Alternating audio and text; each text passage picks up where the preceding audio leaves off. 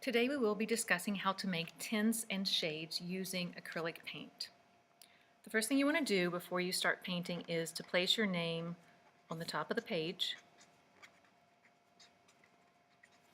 And just to go over the supplies that you'll need for today, you need your worksheet, a paintbrush, some clean water, a piece of wax paper for mixing your colors. You need red, yellow, or blue, one of the primary colors. You also need white and black acrylic paint. You want to place your work on top of newspaper. This helps clean up, be a little bit easier, and also you can dab your brush on the newspaper. So the first thing you want to do is choose which color you're going to be working with today. I'm actually going to be using blue, and you'll place your blue right in this middle circle where it says pure color, letter B. The next thing we're going to do is create our tint. To get a tint, you add white to any color. So I scooped out a pretty good amount of blue and placed it on my wax paper. Now I'm going to rinse my brush really well, dab off the extra water on my newspaper, scoop out a little bit of white paint and mix that in with my blue to create my tint. I'm going to create a pretty good amount because you're actually going to be using the paint to paint this flower down below. So I'll fill in this area with the new tint that I've created.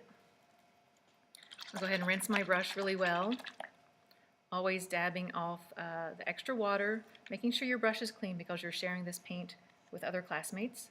I'll scoop out a little bit more blue, rinse my brush, dab off extra water. Now when you go to load your brush with black paint, you only want to get a small amount. A little of this black acrylic goes a long way. You'll come in and mix in the black tempera with the blue, and you're going to add it right to this circle for your shade. So I have a really nice dark blue. Creating tints and shades comes in handy when you want to create highlights and shaded areas of your painting. So you want to think about where you're going to place those on your flower. Where is your light source? So for example, I'm going to pretend my sun or my light is coming in from this direction. So all areas that might be highlighted by my sun, I'm going to use the tint.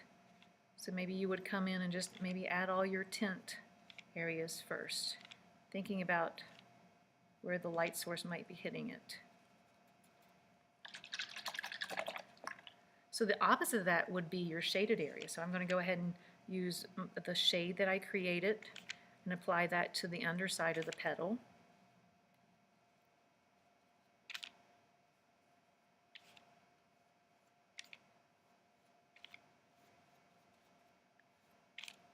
All right, and lastly, you can go ahead and use your pure color. In this instance, I'm using blue, and I'm going to fill in the rest.